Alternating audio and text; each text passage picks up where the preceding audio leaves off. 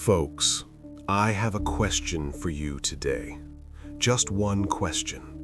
What if tonight, at exactly 2:47 a.m., you heard your dead mother's voice outside your house, and she said, "Sweetheart, open the door, I'm freezing out here." Would you open it? Don't think about it, just answer.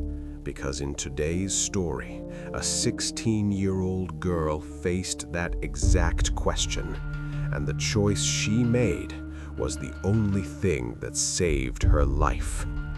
So welcome to Ghostly Fables, everyone. I'm your friend, and for the next 20 minutes, I'm taking you to a town in America where a siren blares every single night at 7 p.m. sharp. And after that siren, the entire town turns into a cemetery. This is the story of Blackwood Creek, a town where death is not the end. So get ready, because this journey won't be an easy one. So, the story begins on a cold night. It was exactly 2:47 a.m. 16-year-old Olivia Turner was asleep in her room, but suddenly she was jolted awake. Why? Because someone was standing outside her house. Someone was calling her name. And the most terrifying part, the voice belonged to her dead mother. Yes, you heard that right. Her mother, who had died 7 months ago, was standing outside saying, "Sweetheart, open the door, baby. I'm home." Now imagine, if this happened to you, what would you do? Would you open the door or not? But before I tell you what Olivia did, you need to understand a secret about Blackwood Creek. A secret that transforms this entire town every night into a living, breathing grave. This story actually begins the day Olivia first learned that death is not always final. Folks, that evening, the clock read 6:48 p.m. Outside Blackwood Creek's general store, Olivia was trying to fix her old bike. Her hands were covered in grease, and Maine's cold wind was numbing her fingers.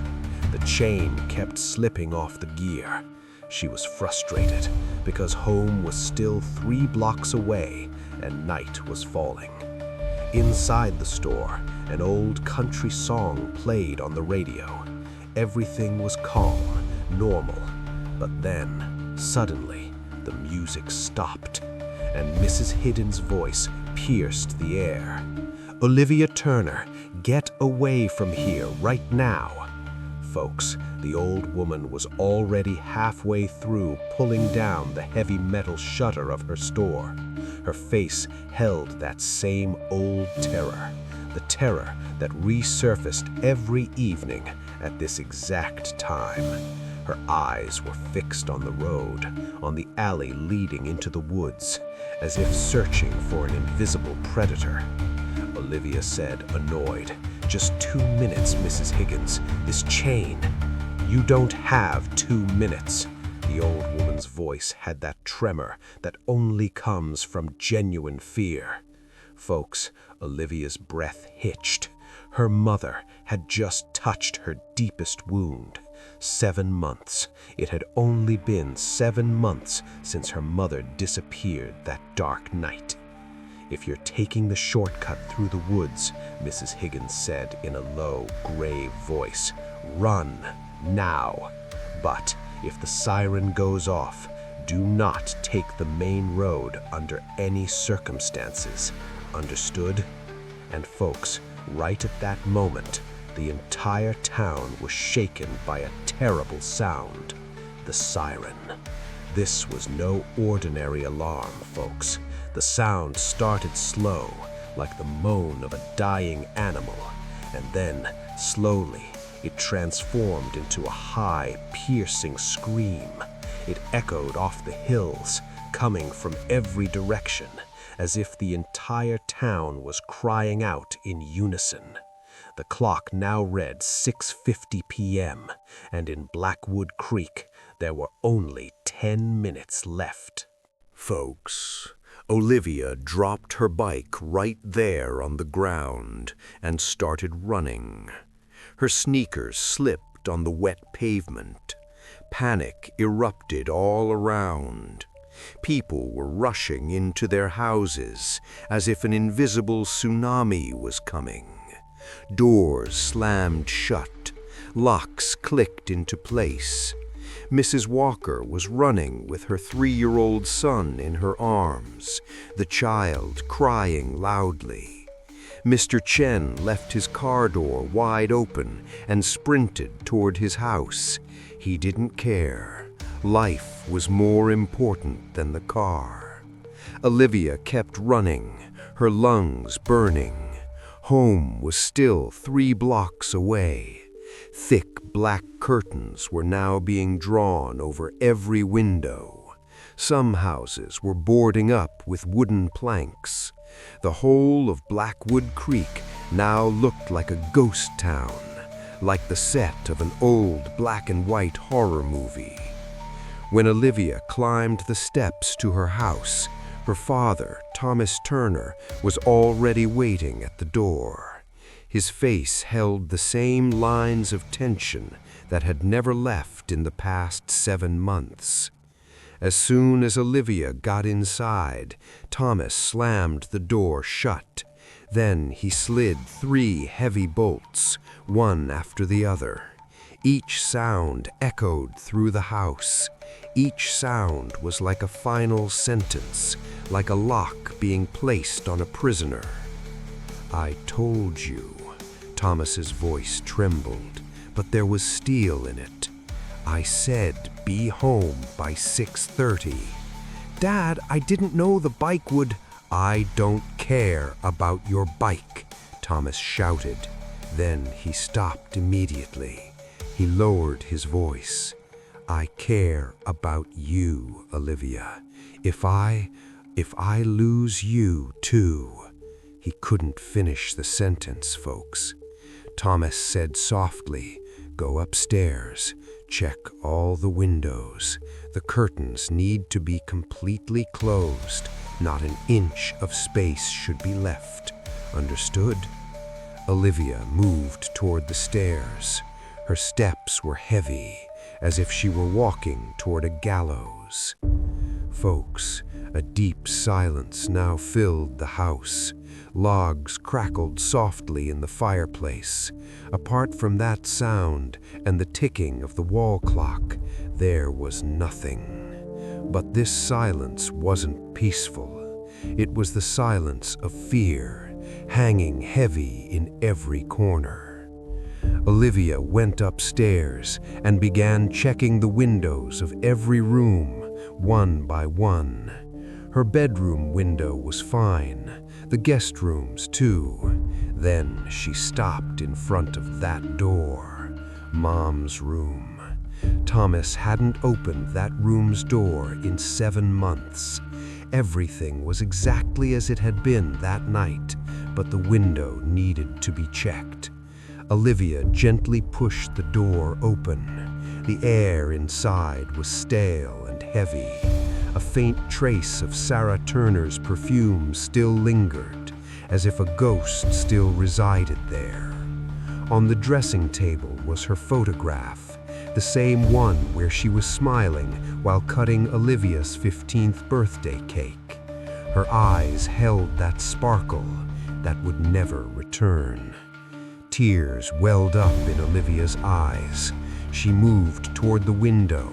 She reached out to pull the curtain, but then something moved outside. Fog, thick, white, creeping fog that every night after 7 p.m. emerged from the woods and blanketed the entire town like a shroud of death. And in that fog, a shadow. Folks, Olivia's breath stopped. The shadow stood across the street, under a streetlight. It wasn't moving, just standing, and looking straight up, straight at Olivia's window. Its shape was indistinct, but there was something about it that felt deeply wrong, something that wasn't human. Olivia yanked the curtain shut and stepped back. Her heart was beating so hard she thought it would rip out of her chest. She ran down the stairs. Down in the living room, Thomas sat holding his old Bible. He wasn't reading it, just holding it, as if it were a shield that could protect him from evil. The night grew deeper. The clock struck 7:23 p.m. A cold wind blew outside. Tree branches scratched against the windows, playing a ghostly music. Then came another sound. Footsteps. Someone was walking around the house. Dry leaves were being crushed under their steps. Slow steps, deliberately slow, as if a predator was thinking as they walked, as if a predator was circling its prey. Olivia sat on the sofa, holding her breath. Thomas looked at her and put a finger to his lips. "Stay quiet. Don't make a sound." The footsteps stopped. Now there was silence, but this silence was even more terrifying. Then, a voice. Olivia? Folks, Olivia's entire body froze. Every muscle, every nerve went numb. She recognized that voice all too well. "Olivia, honey, are you awake?" It was Sarah Turner's voice, Olivia's mother's. The same soft, loving voice that sang her lullabies every night. The same voice that cheered her on when she went to school. The same voice that was never supposed to return. "Baby, I'm so cold. My car door is jammed and I can't get in." Folks, the voice sounded so real that a lump formed in Olivia's throat. Tears filled her eyes. Her mind was saying this couldn't be true, but her heart was screaming that maybe this was a miracle. "Darling, please open the door. Get your dad. I'm waiting outside. It's so cold, baby." Olivia's legs stood up on their own. It was an automatic reaction, as if someone had flipped a switch in her brain. Her logic was screaming that this was impossible, but her heart was screaming so loud she couldn't hear her logic at all. Mom is back. Mom has come home. She's alive. "Dad?" Olivia's voice trembled. "Dad, that's Mom. She's outside." Thomas stood up immediately and with lightning speed placed himself in front of Olivia. His face held not anger, but profound grief. He grabbed Olivia's shoulders and turned her to him. "Olivia, look at me," he said, putting steel in his voice. "That is not your mother." "But the voice, it's just an imitation, a mimic. They look into our memories and steal the faces and voices that can break us the most. They know what our greatest weakness is." The voice came from outside again, but this time it carried pain, real pain that could melt anyone's heart. "Thomas, can't you hear me? I'm freezing out here. Are you going to let me die in this cold? Olivia, baby, please, help your mother." The voice began to cry, real, heart-wrenching sobs. The sobs were so real that Olivia's legs moved toward the door again. Her hand reached the door handle. Her fingers touched the cold metal. Thomas grabbed her wrist tightly. "If you open this door," his voice was stern now, but with a deep cracking plea beneath it, "you will see what no human should ever see. They won't kill you, Olivia. They'll drag you into their world, and then you'll become just like them, a voice wandering in the darkness. You too will stand at another family's door and break them." Olivia's hand pulled back from the handle. The strength left her legs. She sank to the floor and began to cry. And folks, the voice outside echoed all night. Sometimes it sang a lullaby. "Hush, little baby, don't you cry." The same lullaby Sarah used to sing every night. Sometimes it pleaded, "Please, Olivia, it's so cold. I'm your mother. Help me." Sometimes it scratched the door in anger. Scratch, scratch, scratch. The sound was so loud it felt like the door would break. And when the first light of dawn spread across the sky, only then did the voice stop. But Olivia's mind was completely shattered that night. Folks, the next day it was 2:15 p.m. Breakfast passed in silence.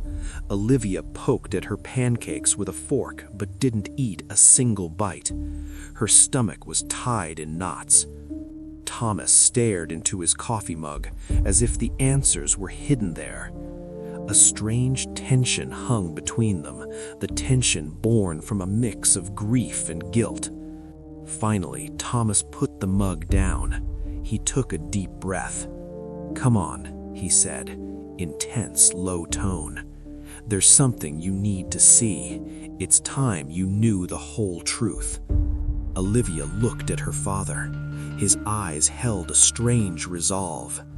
They both got in the car and headed toward the town limits. Olivia didn't ask where they were going. She knew whatever it was necessary. Folks, they reached the town boundary, this place where civilization ends and the woods begin. Here, the pine trees were so dense that even during the day, sunlight couldn't reach the ground. The ground was covered in a thick layer of moss and rotten leaves. The air smelled of dampness and decay. This place felt like death. Thomas stopped the car in front of an old, rusted yellow school bus. The bus was half swallowed by bushes. Its windows were broken, and the paint was peeling.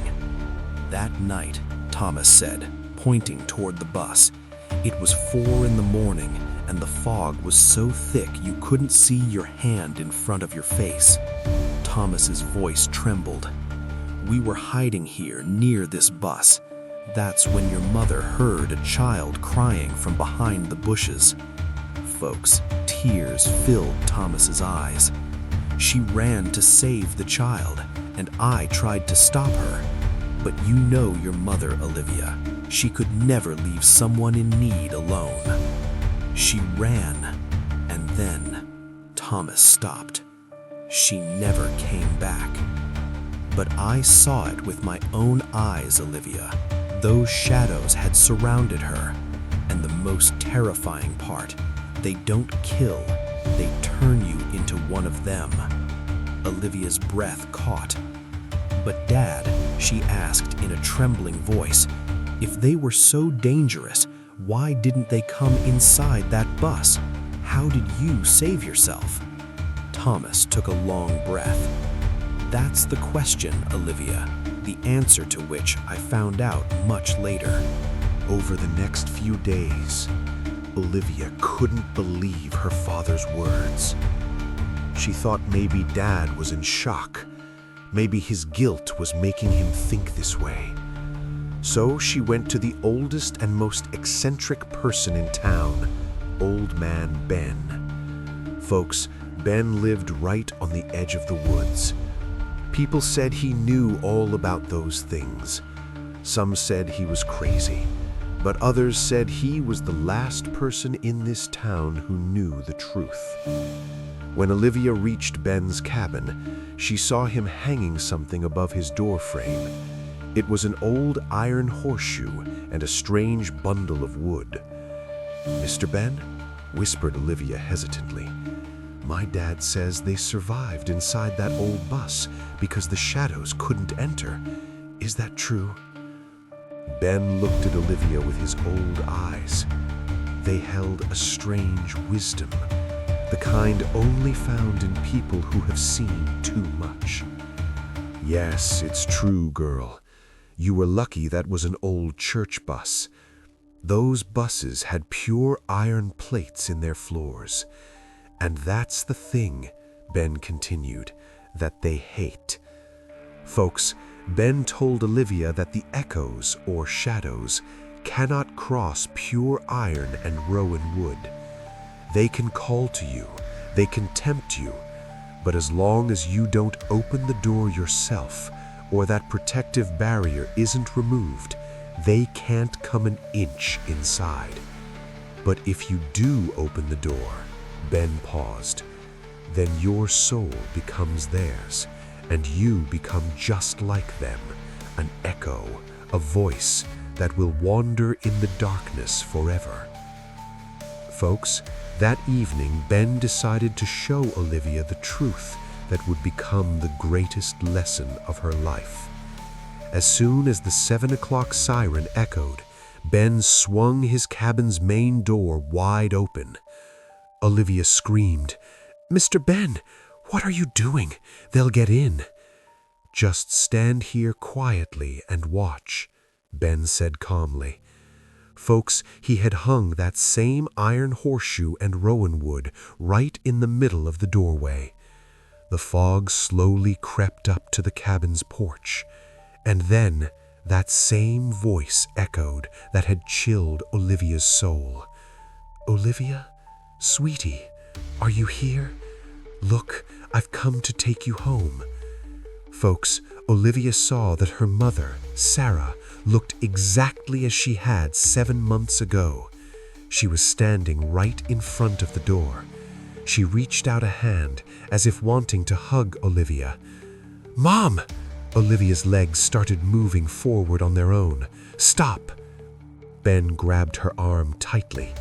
"Look closely, Olivia. Look into her eyes." Olivia looked carefully. And folks, what she saw became her greatest terror. Sarah's eyes weren't human. They had no pupils, just a deep black void. She was smiling, but her smile stretched to her ears, which was impossible. Sarah tried to step across the threshold, but as soon as her foot touched the doorstep, a sharp spark flew from the iron talisman. The creature was thrown back and let out a horrible, inhuman shriek. Folks, its face transformed in an instant. It was no longer Sarah. It was a tall black shadow with fingers sharp as knives. Its mouth held needles instead of teeth. It looked at Ben and Olivia with pure hatred, and then spoke again in Sarah's voice. Next time you won't be so lucky, Olivia. I'll wait. I'll always be waiting." The shadow vanished into the fog. Tears were in Olivia's eyes, but now she knew. She understood. Folks, the next morning when the sun rose, Olivia was a changed person. She now understood why her father had stopped her. Blackwood Creek was no ordinary town, and the 7 p.m. siren was no ordinary rule. It was the line between life and death. She returned home and hugged her father. Thomas held her tight. "I'm sorry, Dad," Olivia said, sobbing. I didn't know what you had seen." Thomas looked into her eyes. "Now you know. To live in this town, we have to master both our memories and our fears." Olivia looked out the window. The town was quiet. People were going about their business. But folks, she saw that now almost every house had iron horseshoes and rowan wood talismans hanging on their doors. Olivia herself reinforced the iron protections on every window and door with her own hands. And from that night on, Olivia changed. Now, every evening when the siren echoes, Olivia sits calmly. She knows not to open the door. She knows that whatever is outside, no matter how familiar the voice, it is not her mother. Her mother's true soul is now at peace, and what wanders outside is just an echo, an empty voice. But folks, the story doesn't end here, because 3 months later, something else happened. One night, as Olivia was sleeping, she heard a voice again, but this time it wasn't her mother's. This time it was her father's voice. "Olivia, help! I'm stuck outside. Open the door." Olivia's eyes snapped open. She ran downstairs. In the living room, on the sofa, Thomas was asleep inside the house. But from outside, Thomas's voice was calling. Folks, Olivia understood. They can become anyone. They can mimic anyone, even the people who are still alive. And that is Blackwood Creek's greatest secret. Here, every night, there is a test where you have to ignore the voices of your dearest loved ones. Because if you open that door even once, just once, you too will become like them, an echo, a voice that will wander forever in the darkness.